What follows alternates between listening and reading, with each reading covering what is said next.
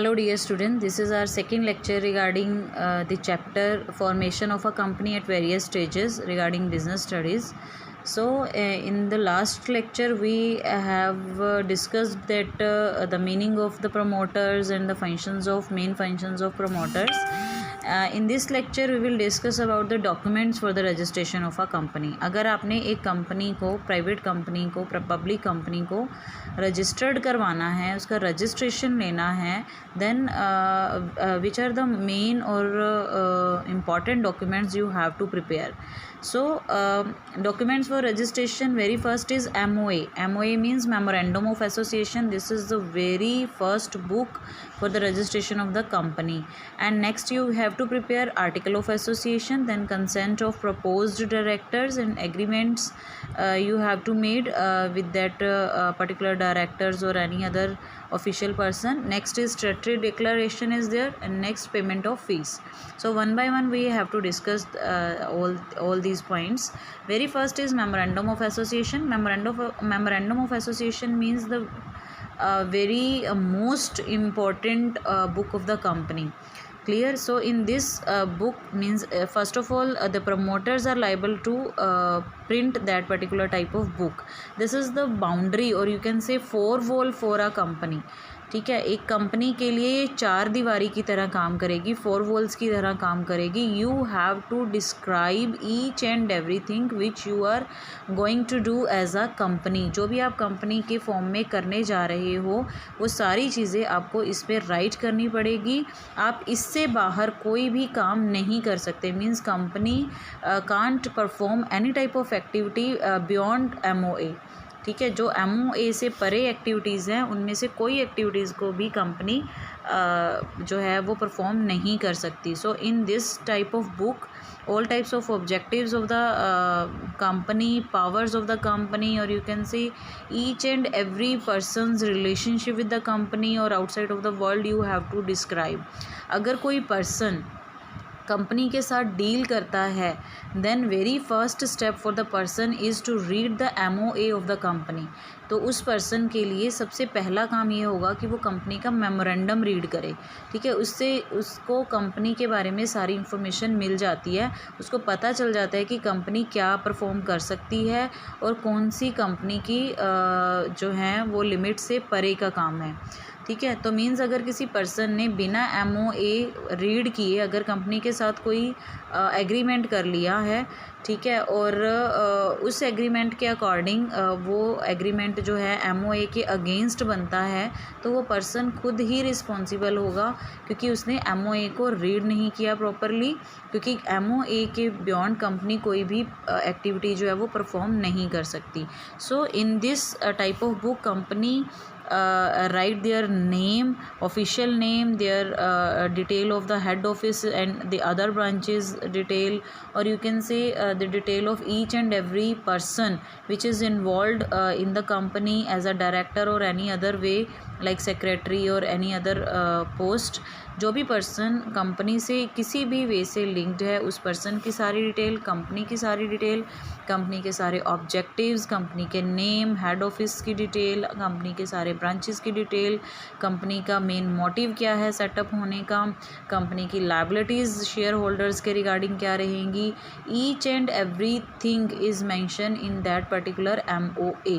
ये कंपनी के स्ट्रक्चर को डिफ़ाइन करेगी, कंपनी की फंक्शनिंग को डिफ़ाइन करेगी, कंपनी के ऑब्जेक्टिव्स को डिफ़ाइन करेगी.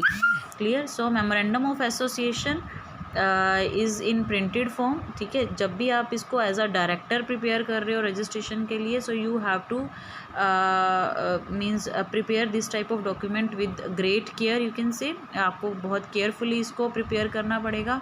कोई भी ऐसा क्लोज जो आपने इसमें राइट कर दिया वो फिर आपके लिए जो है नेसेसरी हो जाएगा उसको परफॉर्म करना. So the next topic is contents. आप इसमें क्या क्या राइट कर सकते हो और you can say the clauses of MOA. Very first clause of MOA is name clause. So in the very first clause of the MOA you have to write down the name of the company. So क्योंकि आप registration के time पे MOA create कर रहे हो, prepare कर रहे हो, so you have to suggest one means unique name for the company, company के ऑब्जेक्टिव से मैच करते हुए नेम की आप एक लिस्ट रजिस्ट्रार को सबमिट करवाओगे। रजिस्ट्रार देखेगा कि वो जो नेम आपने सजेस्ट किया है it must not be the identical to the name of any existing company, means किसी कंपनी के साथ मैच करता हुआ नहीं होना चाहिए।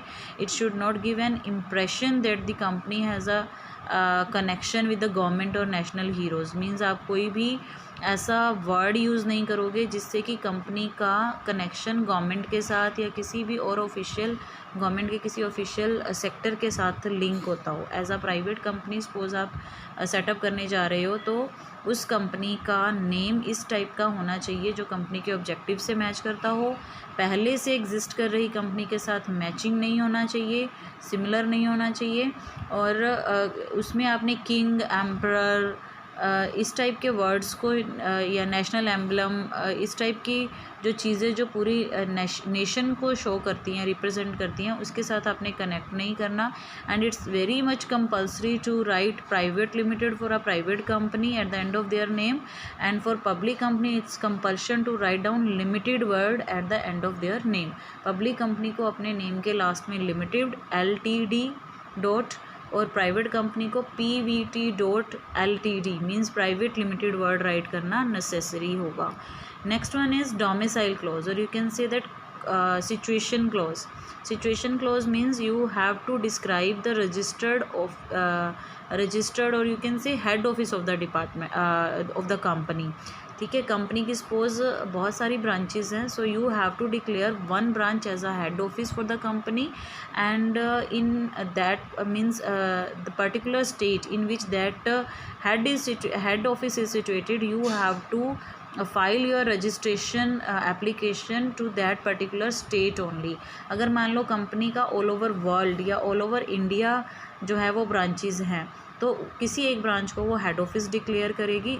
वो हेड ऑफिस जो है जिस स्टेट में आएगा उसी स्टेट के अंडर ही कंपनी को रजिस्ट्रेशन के लिए रजिस्ट्रार को अपनी एप्लीकेशन देनी होगी। वो कंपनी उसी स्टेट की कंपनी, उसी स्टेट में रजिस्टर्ड कंपनी मानी जाएगी। Clear? So exact address is not required at the time of registration, कि आपको 30 डेज़ के अंदर रजिस्ट्रेशन सर्टिफिकेट मिलने के 30 डेज़ के अंदर आपको डिक्लेयर करना पड़ेगा कि आपका हेड ऑफिस क्या है। Head office means the main branch of the company. ठीक है, जहाँ पे कंपनी के सारे अकाउंट्स रखे जाएंगे, अकाउंट्स की बुक्स होंगी, जहाँ पे कंपनी अपने फैक्स रिगार्डिंग एक्टिविटी और जो letter type of activity, letter receiving, parcel receiving type of activities वहीं से ही करेगी। मीन्स ब्रांचेस जो हैं वो उनके लिए सब्सिडरीज़ की तरह रहेंगी और हेड ऑफिस जो है उनके लिए मेन की तरह परफॉर्मेंस फंक्शंस जो हैं वो परफॉर्म करेगा। So with in 30 days after the registration of 30 days after this registration, within 30 days the directors of the companies are liable to declare one branch as a head branch of the company, means head office of the company. Next one is object clause. Object clause means in this clause company is liable to write down their main motive, means company को आपने किस purpose के लिए setup किया है वो आपको इस क्लोज में मेंशन करना ज़रूरी है। लाइक एक कार मैन्युफैक्चरिंग कंपनी है तो उसका जो पर्पज़ है टू मैन्युफैक्चर द कार और sell it to the customers all over the world और all over the country, all over the India. So इस टाइप के objectives, main objective plus you can say auxiliary type of objective, other objectives. आप अपना main target, main objective और कुछ अगर other objectives भी हैं, you have to state all types of objective in this clause. आपके objectives जो हैं वो इमोरल टाइप के नहीं होने चाहिए। ऐसा कोई ऑब्जेक्टिव नहीं होगा जो इररिलेवेंट हो, मीन्स कि इस टाइप का टारगेट नहीं हो जो कि जो सोशल वेलफेयर को हार्म क्रिएट करे या फिर जो है मोरालिटी वाइज जो है मॉरल वैल्यूज़ को जो है उसके लिए हार्मफुल हो। तो इस टाइप के ऑब्जेक्टिव्स को आप राइट नहीं करोगे। इस टाइप के ऑब्जेक्टिव्स को लेकर आपने कंपनी को सेटअप नहीं कर सकते। Next one is limited liability clause. You can say liability means the liabilities of the member of a company should be limited. ठीक है, वो लिमिट क्या रहेगी, you have to describe that particular limit in this clause. So that limit is only the unpaid value on the shares which is owned by the share holder. Share holder ने जितने shares purchase किए हैं उन shares पे उनकी जितनी value pending है, जितना अमाउंट अनपेड है, only up to that amount that share holder is liable against company. Company उससे सिर्फ वही अनपेड वैल्यू ही मंगवा सकती है. सपोज़ एक शेयर की फेस वैल्यू 10 रुपीज़ है, ठीक है, और शेयर होल्डर ने 6 रुपीज़ पर शेयर पे कर दिया है. सो ओनली 4 रुपीज़ पर share can called by the company. Company को चाहे कितना भी लॉस हो, उस पर्सन से वो 4 रुपीज़ पर शेयर के से ज़्यादा की डिमांड या कॉलिंग नहीं कर सकती. So that is the limited close regarding MOA. Next one is capital clause. Capital clause means the capital of the company. Company की फाइनेंसिंग कहाँ से होगी, that clause that means terms and conditions are mention in this particular clause. So one registered capital is there, और you can say nominal capital is there, और you can say authorised capital is also there. Authorised, nominal और registered capital तीनों एक ही तरह की capital हैं. It describe the maximum amount of the company capital which can be raised bye the company. Company maximum कितने amount में dealing कर सकती है, वो उसकी रजिस्टर्ड, अथोराइज्ड या नॉमिनल कैपिटल होती है. सपोज़ कंपनी ने अपने MOA में राइट कर दिया कि वो 10 करोड़ तक का बिज़नेस कर सकती है, तो 10 करोड़ से ज़्यादा का बिज़नेस कंपनी अपने लाइफ टाइम पीरियड में नहीं कर पाएगी, क्योंकि उसकी रजिस्टर्ड कैपिटल ही 10 लाख रुपीज़ है. Clear. So that type of liability, that type of capital is also mentioned in this clause. In the same form, some kind of you can say issued capital is also there. Issued capital means कि company अब कितने के share issue कर रही है, ठीक है, issued capital हो जाएगी. And subscribed capital is also there कि जितने के कंपनी ने शेयर इशू किए. सपोज़ कंपनी ने 1 लाख रुपये के शेयर इशू किए, कंपनी एक टाइम पे 1 लाख रुपया मंगवा रही है पब्लिक से. सपोज़ एक पब्लिक कंपनी है, पब्लिक से मंगवा रही है. So 1 lakh rupees is known as issued capital for the company. और कंपनी के 1 लाख के शेयर सारे के सारे सेल नहीं हुए. सपोज़ 90,000 रुपीज़ के लिए एप्लीकेशन आई है. सो 90,000 amount is treated as a subscribed capital for the company.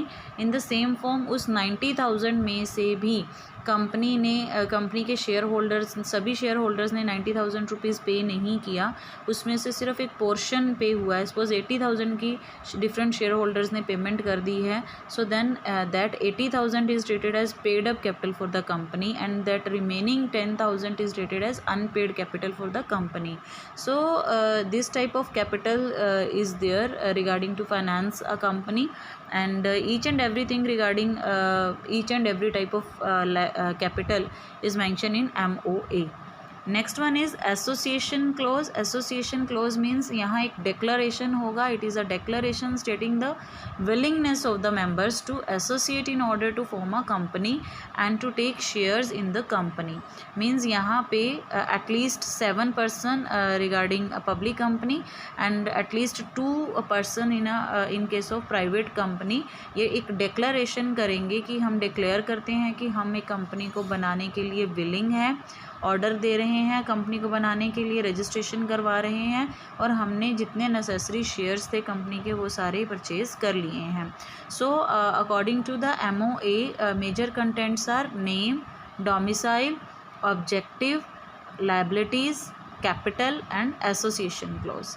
Next one is the article of association, second important book of the company. Private companies को प्रिपेयर करना मस्ट है. So article of association it you can say it shows और it contains rules and regulations of the internal management of the company. अब company ने अपने आप को registered करवाना है तो उसको MOA के साथ AOA जो है वो भी प्रिपेयर करना होगा. ये प्रिंटेड फॉर्म में होगी, पैराग्राफ्स फॉर्म में रहेगी, और इसमें ये एक सब्सिडरी बुक होती है MOA के साथ ही. मींस MOA में हम टारगेट्स राइट करते हैं, ऑब्जेक्टिव्स राइट करते हैं. So in this book you have to describe the method, you have to describe the activities by which you can obtain your targets. ठीक है, आप उन टारगेट्स को ऑब्टेन करने के लिए क्या क्या करोगे, that you have to write down in IAOA. Means ये एक सब्सिडरी बुक है और इसमें आपको सारे रूल्स एंड रेगुलेशंस जो एक कंपनी को फॉर्मुलेट करने के लिए ज़रूरी हैं, you have to write down in this book. ठीक है, ये कंपनी की rules and regulation type of book रहेगी. Clear? So it's a public company में हैव इट्स ओन MOA और कैन अडॉप्ट टेबल F. देखो, जो 1956 का एक्ट था, कंपनीज एक्ट 1956, उसके अकॉर्डिंग टेबल A था, but according to companies act 2013 public company can prepare their own AOA. Otherwise, suppose no AOA is there regarding a public company, then that company can adopt the rules and regulations of table F. 2013 के लिए table F है.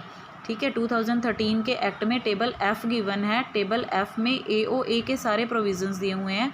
अगर किसी public company ने अपनी article of association prepare नहीं किया है तो वो टेबल F के रूल्स को सेटअप कर सकती है अपने AOA के प्लेस पे. अदरवाइज़ एक प्राइवेट कंपनी के लिए AOA प्रिपेयर करना नेसेसरी है. Clear? Next one is consent of proposed directors. ठीक है, यहाँ पे प्रपोज्ड मीन्स अभी डायरेक्टर बने नहीं हैं, जिनका रिकमेंडेशन किया गया है प्रमोटर्स ने कि ये डायरेक्टर्स बन सकते हैं. प्रमोटर्स भी डायरेक्टर्स बन सकते हैं.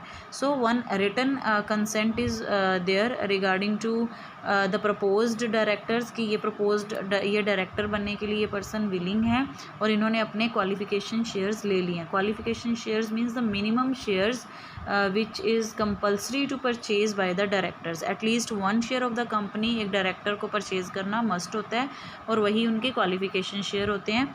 Next one is agreement. Agreement means agreement with any individual for appointing him as a managing director और होल टाइम डायरेक्टर और manager is another document to be submitted to registrar. Registrar को जो second document submit किया जाएगा वो होगा जो आपने MD मतलब जो भी सेवरल ऑफिसर्स आपने कंपनीज़ को प्रॉपरली फंक्शनिंग के लिए अपॉइंट करवाए हैं, उन डायरेक्टर MDs के साथ, मैनेजर्स के साथ आपने जो एग्रीमेंट किया है, you have to submit that agreement's copy to the registrar at the time of registration.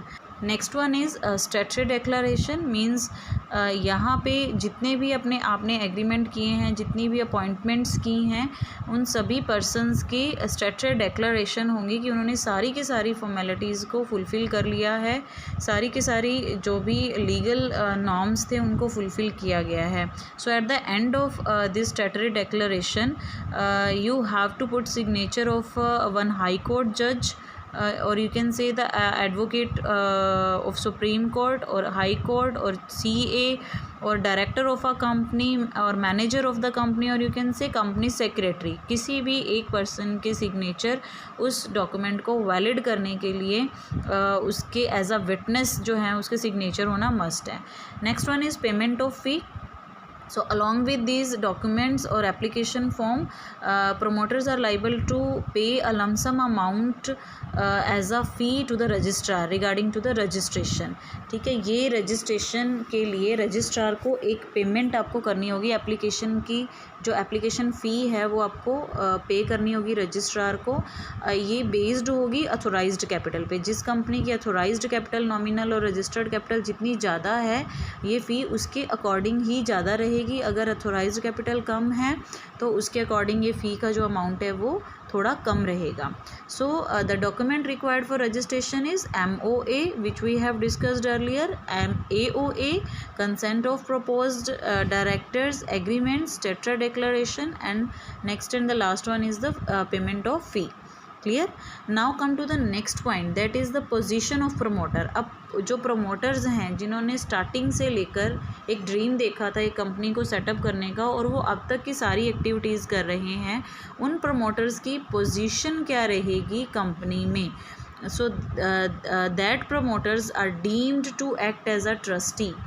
Of the company under promotion, means जब तक कंपनी का प्रमोशन नहीं हो जाता, जब तक कंपनी रजिस्टर्ड नहीं हो जाती, तब तक उनको एज अ ट्रस्टी माना जाएगा।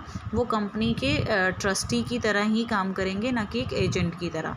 बाद में जैसे कंपनी का रजिस्ट्रेशन हो जाता है तो वो अपनी सर्विसेज के लिए कुछ अमाउंट जो है, जो भी उनका रेमुनरेशन है, जो भी उन्होंने एक्सपेंसेस किए हैं, वो कंपनी के प्रॉफिट में से चार्ज करने का उनको राइट है। वो अपनी सर्विसेज के लिए चार्ज कर सकते हैं। Clear? Next one is the major, you can say, the point which you have to remember regarding the promoter, that is the promoter is personally liable for all the preliminary contracts even after incorporation। अगर company का registration भी हो जाता है तो उसके बाद भी अगर जो कंपनी को बनाने से पहले के कॉन्ट्रैक्ट किए गए हैं, उन कॉन्ट्रैक्ट्स में कोई प्रॉब्लम आती है, कुछ फेयर नहीं है, कुछ फॉल्स इंफॉर्मेशन दी गई है, तो उन सभी चीज़ों के लिए प्रमोटर को आफ्टर रजिस्ट्रेशन भी ब्लेम किया जा सकता है। अगर किसी कंपनी के रनिंग फॉर्म में शेयर होल्डर्स हैं, डिवेंचर होल्डर्स हैं, और वो किसी एक ऐसी स्टेटमेंट से इम्प्रेस होके, जो प्रोस्पेक्टस में लिखी हुई है, MOA में लिखी हुई है, AOA में लिखी हुई है, उससे इम्प्रेस होकर कंपनी के साथ डीलिंग करते हैं और एक्चुअल पोजीशन उनकी कुछ और निकलती है, मीन्स वो उनके साथ कोई फ्रॉड होता है, शेयर होल्डर्स या डिवेंचर होल्डर्स के साथ कोई भी जो है चीज़ फेयर नहीं निकलती, उनके साथ कुछ फ्रॉड हो रहा है, उन्होंने MOA, AOA और जो प्रिलिमिनरी कॉन्ट्रैक्ट्स थे उनके बेस पे कुछ जो है एग्रीमेंट किए हैं और बाद में एक्चुअल पोजीशन कुछ और निकलती है, तो उन सब चीज़ों के लिए, उन सब इश्यूज़ के लिए भी जो प्रमोटर्स हैं उनको ब्लेम किया जा सकता है। Next one is incorporation. Incorporation means registration. Registration means you have to register your company, or you can say take birth to a particular company. तो जैसे ही ये सारी formalities clear हो जाएंगी, each and everything is verified by the registrar, and if registrar are fully convinced, then he or she can issue the registration certificate to that particular company। ठीक है, और वो जैसे ही रजिस्ट्रेशन सर्टिफिकेट दे देगा, so a private company can issue, can continue और can commence their business. तो ये एक बर्थ सर्टिफिकेट की तरह होता है कंपनी का। जैसे ही कंपनी के पास रजिस्ट्रेशन सर्टिफिकेट आ जाता है, प्राइवेट कंपनी तो उसी टाइम पे अपना बिजनेस स्टार्ट कर सकती है, लेकिन जो पब्लिक कंपनीज़ हैं उनको कुछ फॉर्मेलिटीज़ और पे करनी पड़ती है, वो हम आगे अभी डिस्कस करेंगे। सो जैसे ही इनकॉर्पोरेशन हुआ, मीन्स रजिस्ट्रेशन हुआ, सबसे पहले उसके इफ़ेक्ट्स क्या होंगे। A company becomes a legal entity with perpetual succession, means members में कम एंड मेंबर्स में go, but the company goes on forever. अब कंपनी का बर्थ हो गया है, लॉ के अकॉर्डिंग हुआ है, जब तक कंपनी को लॉ के अकॉर्डिंग ही डिज़ोल्व नहीं किया जाता, वाइंड अप नहीं किया जाता, तब तक कंपनी रनिंग फॉर्म में रहेगी, चाहे कोई भी मेंबर आता रहे जाता रहे, इससे कोई फ़र्क नहीं पड़ेगा कंपनी पे। Company can enter into valid contracts, third party पे केस कर सकती है, कॉन्ट्रैक्ट कर सकती है, अपने नेम से परचेजिंग कर सकती है, एसेट्स रख सकती है, सेल कर सकती है, थर्ड पार्टी पे खुद भी ब्लेम कर सकती है, केस कर सकती है। सो ये सारी राइट्स जो हैं रजिस्ट्रेशन के बाद कंपनी के पास आ जाते हैं। On the issue of certificate of incorporation, a private company can commence its business right that particular time, but a public company has to follow some means you can say 2 more stages। so वो 2 major stages और क्या हैं एक public company के लिए। First one is capital subscription.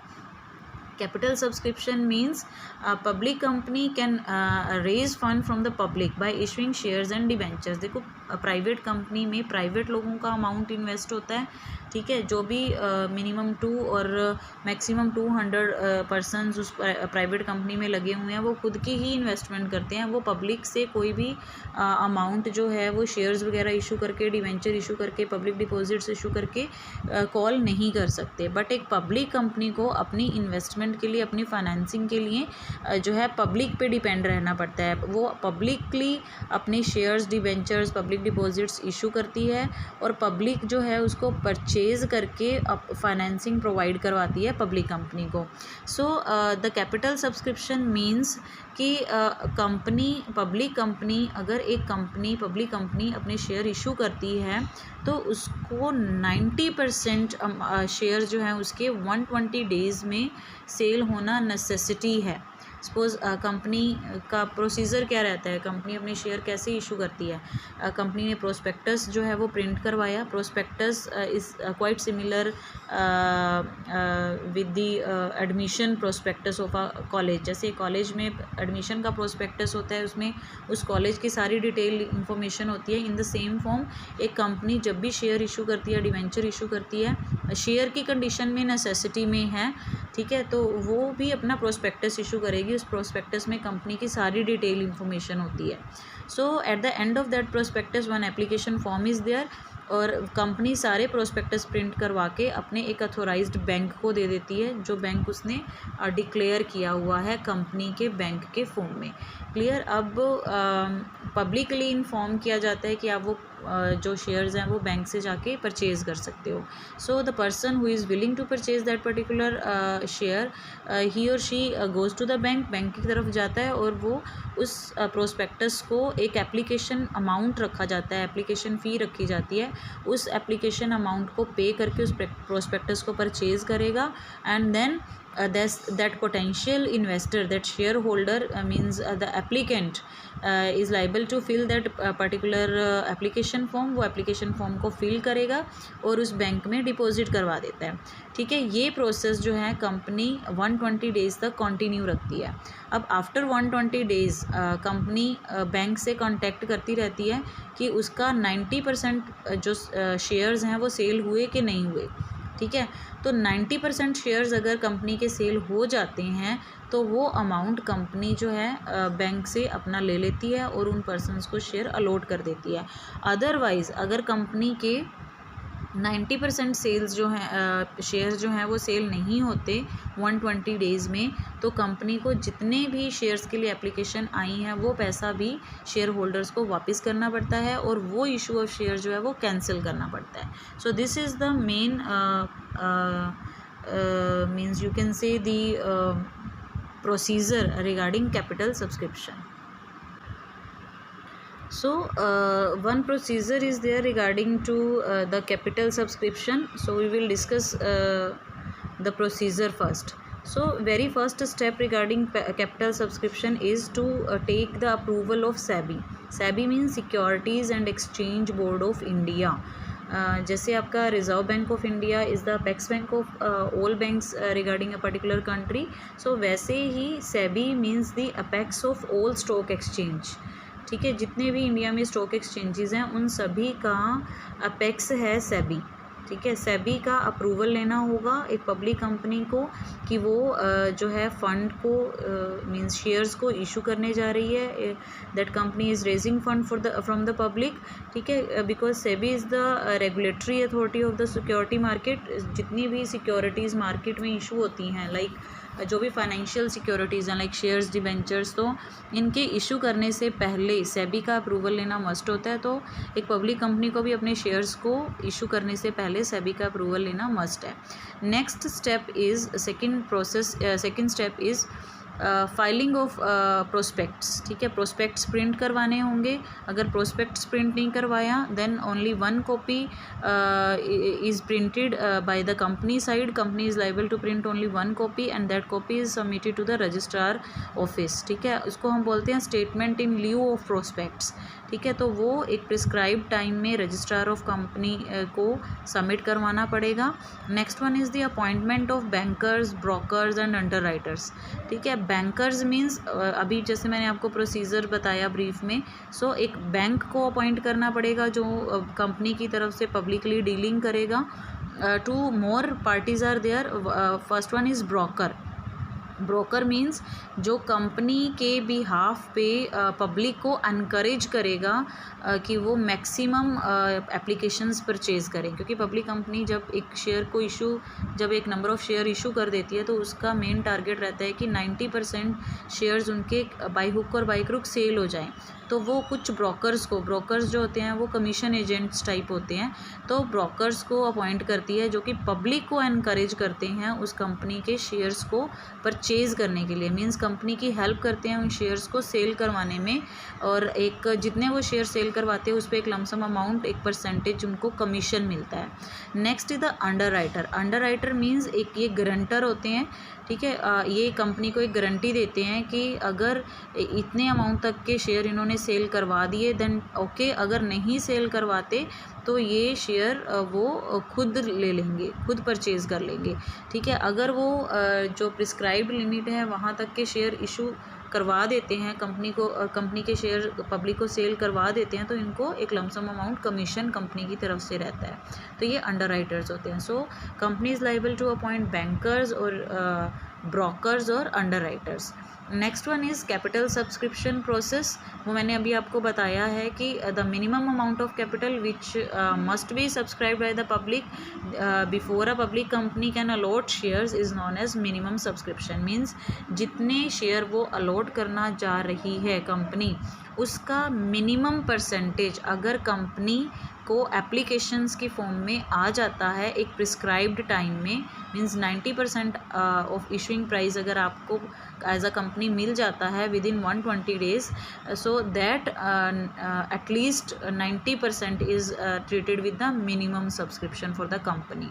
So minimum subscription means the 90% of issued amount as per the SEBI's guidelines, and it is decided by the directors and stated in the prospects. Prospects में लिखा जाएगा कि कितना minimum subscription है, और ये directors SEBI के rules and regulations को ध्यान में रख के डिसाइड करेंगे.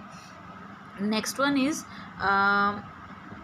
मिनिमम सब्सक्रिप्शन मीन्स ये जो अमाउंट 90% शेयर्स को इशू करके कंपनी के पास आया है, that amount is utilized to purchase property, that amount is utilized to write off the primary expenses, and that amount is utilized for future working capital. अब ये तीन चीज़ें हैं. कंपनी को अगर फ्यूचर के लिए कुछ प्रॉपर्टी परचेज़ करनी है उसके लिए ये अमाउंट यूज़ कर सकती है. कंपनी को एस्टैब्लिश करने से पहले के जो खर्चे हुए थे प्रमोटर्स के, उसको पे करने के लिए इस अमाउंट को यूज़ कर सकती है. और कंपनी के जो रूटीन एक्सपेंसेस इन फ्यूचर होने वाले हैं, working capital means the expenses which is incurred by the company for their daily work. ठीक है, जो कंपनी की रूटीन एक्टिविटीज़ में खर्चे होंगे उस खर्चों को पूरा करने के लिए भी उस अमाउंट को रखा जा सकता है. So the minimum subscription is 90% of the issuing price within 120 days. अगर मान लो 120 days में 90% का अमाउंट रिसीव नहीं होता कंपनी को, तो कंपनी को वो सारा पैसा, सपोज 89.9% भी रिसीव हो जाता है, तो भी कंपनी को सारा का सारा अमाउंट अपने एप्लीकेंट्स को वापस देना होगा 10 दिन के अंदर अंदर. ठीक है, अदरवाइज ऑन 130th डे उसको 6% इंटरेस्ट के साथ वो अमाउंट वापस करना पड़ेगा. क्लियर. अब अगर मान लो 90% का अमाउंट रिसीव हो गया, then company is liable to apply to inform you can say the stock exchange. Company अपने शेयर्स को एक पर्टिकुलर स्टॉक एक्सचेंज में लिस्टेड करवाएगी. Means company should give an application to at least one stock exchange for permission to deal in its shares और debentures. ठीक है, company को किसी भी एक स्टॉक एक्सचेंज को इंफॉर्मेशन देनी पड़ेगी, एप्लीकेशन देनी पड़ेगी कि हमारे इस पर्टिकुलर शेयर को अपने स्टॉक एक्सचेंज पे लिस्टेड कर लो. उस लिस्टेड करवाने का बेनिफिट क्या होगा कि फिर वहाँ पे जो पर्सन है वो कभी भी आके उस कंपनी के शेयर्स को परचेज़ या सेल कर सकते हैं with the help of broker. ठीक है, एक पर्सन जो है वो उसी टाइप के, उसी कंपनी के शेयर्स को परचेज़ करता है जो शेयर एक स्टॉक एक्सचेंज में, जिस कंपनी के शेयर्स एक स्टॉक एक्सचेंज में लिस्टेड होते हैं. अगर किसी कंपनी के शेयर्स एक स्टॉक एक्सचेंज में लिस्टेड नहीं है तो उसमें कोई भी पर्सन अपना पैसा इन्वेस्ट नहीं करता. सो कंपनी के लिए भी कंपलसरी है कि एटलीस्ट वन स्टॉक एक्सचेंज में वो अपने फाइनेंशियल सिक्योरिटीज़ को, अपने शेयर डिबेंचर्स को जो उसने इशू किए हैं वहाँ पे वो रजिस्टर्ड करवाए, वहाँ पे वो लिस्टेड करवाए. सो वो एप्लीकेशन देगा लिस्टेड करवाने के लिए. Next one is allotment of share. अब एप्लीकेशन मनी आ गई है कंपनी के पास, then second step regarding share holder is to allot this shares और debentures to that public persons. ठीक है, पब्लिकली वो जो अपने शेयर्स हैं वो उन पर्सनस को डिलीवर करेगा यहाँ पर. ठीक है, और उनसे अलॉटमेंट मनी भी ले सकता है. हो सकता है वो सारा का सारा अमाउंट एप्लीकेशन पे मंगवा लिया हो, तो फिर वो अलॉटमेंट जो है वो बाद में मीन्स मिनिमम 25 डेज़ का टाइम रहता है. तो आफ्टर 25 डेज़ कंपनी के पास जितनी एप्लीकेशंस आई हैं उन सभी पर्सनस को वो शेयर्स जो है वो अलॉट कर सकते हैं. So the procedure of the capital subscription is to take SEBI's approval, then filing of prospects, then appoint the brokers, underwriters, and you can say the other commission agents. And the next one is minimum subscription, application to stock exchange, or then you can say allotment of shares. Next step is, next main important topic is prospects. So the next main topic is prospects. Prospect means it is a document, or you can say notice or circular advertisement inviting offers for subscription or purchase of any share or debenture of a company from the public. ठीक है. जब भी आपने किसी भी institution में admission लेना हो तो आपको उसके लिए एक एप्लीकेशन फॉर्म देना होता है with application fee. Clear. In the same form company में भी अगर आपने as a share holder admission लेना है, then you are liable to receive, you are liable to fill one application form, and that application form is attached with the prospects. जैसे एक college के prospects के साथ उसके एडमिशन फॉर्म्स मिलते हैं. ठीक है. आप जब कॉलेज में एडमिशन लोगे तो कॉलेज का प्रोस्पेक्ट्स लेना पड़ेगा आपको. 500 रुपीज़ में, 1000 रुपीज़ में आपको प्रोस्पेक्ट्स मिलेगा.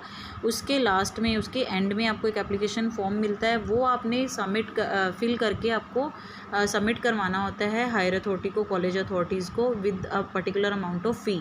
तब आपका वहाँ पे एडमिशन होता है. इन द सेम फॉर्म अगर आपने कंपनी में भी as a share holder admission लेना है, then you have to purchase one prospect. So company is liable to print one prospect, and that prospect is like a document, like a notice, like a circular, or you can say like an advertisement. उसमें company के सारी details mention होती हैं, और company के shares और debentures उन सबको परचेज़ करने के लिए उस प्रोस्पेक्ट्स को परचेज़ करना नेसेसरी में रहता है, क्योंकि उसके एंड में ही आपको एप्लीकेशन फॉर्म मिलता है. So a limited company, public limited company, limited by shares means public company है जो अपने शेयर्स से लिमिटेड है. So it's necessary for that particular type of company to issue prospects. ठीक है. अगर वो प्रोस्पेक्ट इशू नहीं करती है, मींस अगर कंपनी ने मान लो 1 लाख शेयर जो है वो इशू करने हैं, तो 1 लाख प्रोस्पेक्ट्स जो हैं वो प्रिंट करने पड़ेंगे, लेकिन उसमें एक्सपेंस बहुत ज़्यादा हो जाते हैं. तो कंपनी अगर कॉन्फिडेंट है कि हम प्रोस्पेक्ट्स के बिना भी अपने शेयर्स को सेल कर सकते हैं सिंपल एक एप्लीकेशन फॉर्म से, so 1 prospectus is compulsory to print by that particular company, and that prospect is known as statement in lieu of prospectus. ठीक है. उसको सिर्फ एक कॉपी ऑफ प्रोस्पेक्ट प्रिंट करवाना पड़ेगा, जिसको हम statement in lieu of prospects बोलते हैं, और वो कंपनी के रजिस्ट्रार को सबमिट करवाना पड़ेगा before issuing any type of share. ठीक है. Next is the commencement of business. अब प्राइवेट कंपनी ने तो अपना रजिस्ट्रेशन होने पर ही, सर्टिफिकेट मिलने पर ही बिज़नेस स्टार्ट कर दिया. पब्लिक कंपनी ने मिनिमम सब्सक्रिप्शन का स्टेप जो है वो किया. उसके बाद उसने प्रोस्पेक्ट्स जो हैं वो प्रिंट करवाए, statement in lieu of prospect देखा. अब कमेंसमेंट ऑफ बिजनेस मींस जब भी सारी फॉर्मेलिटीज़ क्लियर हो जाएंगी, तो रजिस्ट्रार अगर ओके करता है सारी फॉर्मेलिटीज़ के regarding, then registrar can issue 1 commencement certificate. ठीक है. तो उस कमेंसमेंट सर्टिफिकेट को लेने के लिए commencement certificate of business, you can से CCB. सो उसके लिए कंपनी को कुछ डेक्लरेशंस, कुछ डॉक्यूमेंट पब्लिक कंपनी को देने पड़ेंगे. First is the declaration regarding to obtain minimum subscription, कि हमने मिनिमम सब्सक्रिप्शन का अमाउंट कैश में रिसीव कर लिया है. ठीक है. ये कंपनी की साइड से डिक्लेयर किया जाएगा. मीन्स वो डेक्लरेशन करेंगे, पब्लिक कंपनी डेक्लरेशन करेगा कि उन्होंने मिनिमम सब्सक्रिप्शन रिसीव कर ली है. Then 1 more declaration is there that the directors has paid in cash the application and the allotment money on his share, कि डायरेक्टर्स ने जितने भी शेयर्स परचेज़ किए हैं उन शेयर्स पे उन्होंने एप्लीकेशन और अलॉटमेंट की सारी मनी कैश में पे कर दी है. Next one is a declaration that no money is payable to the applicants because of delay in obtaining permission to deal in its securities in a stock exchange means public company declare करेगी कि उन्होंने applicants को कोई भी money पे नहीं करनी है, कोई भी मनी पेंडिंग नहीं है पेमेंट रिगार्डिंग। ऐसी पेमेंट जो उन्होंने स्टॉक एक्सचेंज से अप्रूवल ली है अपनी सिक्योरिटीज़ को लिस्ट करवाने की, अगर उसमें कोई डिले होता है और अगर कंपनी की कोई पेमेंट बनती है एप्लीकेंट्स की साइड पे, जो पोटेंशियल शेयर होल्डर्स हैं उनकी साइड पे, तो कंपनी यहाँ ये डिक्लेयर करेगी ऐसी कोई मनी पेबल नहीं है कंपनी की साइड से। Next one is declaration, statutory declaration that the above requirements have been completed by the undersigned means कि डायरेक्टर्स और जो कंपनी सेक्रेटरीज़ हैं उन्होंने सारी की सारी फॉर्मेलिटीज़ जो हैं वो फुलफ़िल कर दी हैं और कोई भी जो है पेमेंट, कोई भी स्टैट्यूटरी इंफॉर्मेशन और रिक्वायरमेंट पेंडिंग नहीं है। Next is a public company raising capital privately has to submit only the documents to and for stated above. ठीक है, या तो वो जो कंपनी है जो मतलब प्राइवेटली अपने फंड्स को पब्लिकली अपने फ़ंड को नहीं ले रही है, प्राइवेटली अपना पैसा जो है वो कलेक्ट कर रही है, तो उसको स्टेप 2 या स्टेप 4 इनमें से एक को ही फुलफ़िल करना पड़ेगा। Step 2 means declaration regarding that every director has paid in cash regarding to the application money and the allotment money on the share, or the declaration regarding fourth means the statutory declaration that the above requirements have been completed by the undersigned authorities। तो दोनों में से किसी एक को fulfil करना ज़रूरी है। So after all these declarations by the public company, if registrar is convinced, then satisfied, then he or she means the registrar can issue one commencement certificate for that particular company. तो जैसे ही वो commencement certificate company को, public company को receive हो जाता है, company can issue their business. ठीक है, यहाँ पे कंपनी को अपना जो बिज़नेस है वो स्टार्ट करने की परमिशन मिल जाती है। क्लियर?